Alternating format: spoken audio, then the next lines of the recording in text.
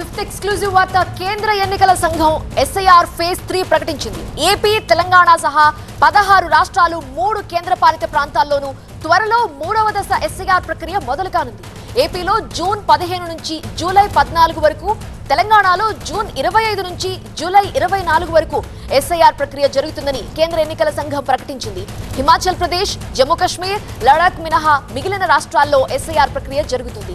SIR 3వ దశ ప్రక్రియలో 3.94 లక్షలకు పైగా బూత్ స్థాయి అధికారులు పనిచేస్తారు. 36.73 కోట్ల మంది ఓటర్ల వివరాలను బూత్ స్థాయి అధికారులు పరిశీలిస్తారు. ప్రతి పోలింగ్ బూత్ కి బిఎల్ఏలను నియమించాలని రాజకీయ పార్టీలను కేంద్ర ఎన్నికల సంఘం కోరింది. ఏపీలో మే 12 నాటికి 4,16,16,061 మంది ఓటర్లున్నారు. తెలంగాణలో మే 12 నాటికి 3,39,20,705 మంది ఓటర్లున్నారు. తెలంగాణలో ఎస్ఐఆర్ ప్రక్రియతో అన్ని రాజకీయ పార్టీలు అలర్ట్ అయ్యాయి. ఇప్పటికే సీఎం రేవంత్ రెడ్డి పార్టీ నేతలకి ఫుల్ డైరెక్షన్స్ ఇచ్చారు. ఎస్ఐఆర్ ని బీజేపీ ఆయుధంగా ఉపయోగిస్తోందని, పశ్చిమ బెంగాల్, తమిళనాడులో 90 లక్షల ఓట్లని తొలగించారని ఆరోపించారు. ఏ రాష్ట్రంలో గెలవాలంటే అక్కడ ఎస్ఐఆర్ ని ప్రయోగిస్తున్నారని పార్టీ నేతలకు సూచించారు. ఎస్ఐఆర్ ప్రక్రియ జరిగే సమయంలో పార్టీ శ్రేణుల ఓట్ల తొలగింపు జరగకుండా నేతలు చర్యలు తీసుకోవాలని సూచించారు.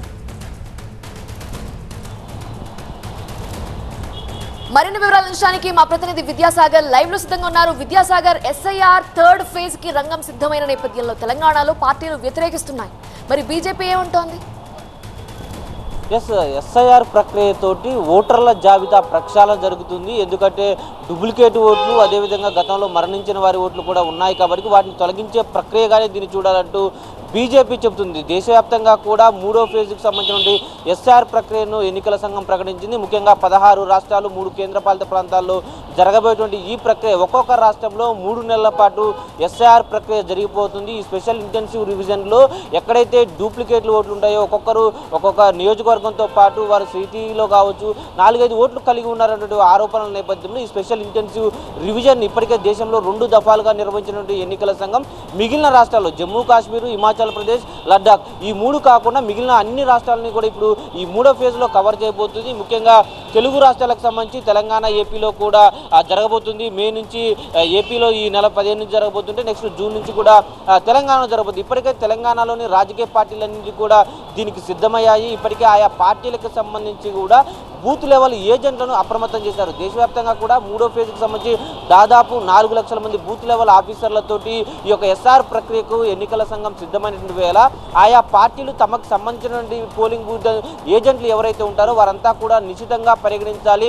తమ అనుకూల ఓటర్లను తీసేటువంటి ప్రక్రియ జరిగేటువంటి అవకాశం ఉందంటూ ప్రతిపక్షాలుగా ఉన్నటువంటి కాంగ్రెస్ కావచ్చు, ఇక్కడ బీఆర్ఎస్ కావచ్చు, కేంద్రానికి సంబంధించి వ్యతిరేకిస్తున్నటువంటి సిచ్యువేషన్లో ఆ పార్టీలకు సంబంధించి ఇప్పటికే ప్రత్యేక శిక్షణ తరగతులు నిర్వహిస్తున్నారు. ఇటీవల మాజీ సీఎం కేసీఆర్ కూడా బీఆర్ఎస్ నేతలకు దిశానిర్దేశం చేశారు. చాలా అప్రమత్తంగా ఉండాలి. కేంద్రంలో నుండి బీజేపీ ఈ ఎస్ఐఆర్ ప్రక్రియతోటి ఓటర్లను తమకు అనుకూలంగా ఉన్న వారిని ఉంచుకోవడము, ఇతరులను తీసివేసేటువంటి విధంగా చేస్తున్న నేపథ్యంలో కాంగ్రెస్, బీఆర్ఎస్ అదేవిధంగా మిగిలిన పార్టీలన్నిటి కూడా ఈ ఎస్ఐఆర్ మీద ఫుల్ ఫోకస్డ్గా వర్కౌట్ చేస్తున్నటువంటి పరిస్థితి అయితే మనకు కనిపిస్తూ ఉంది.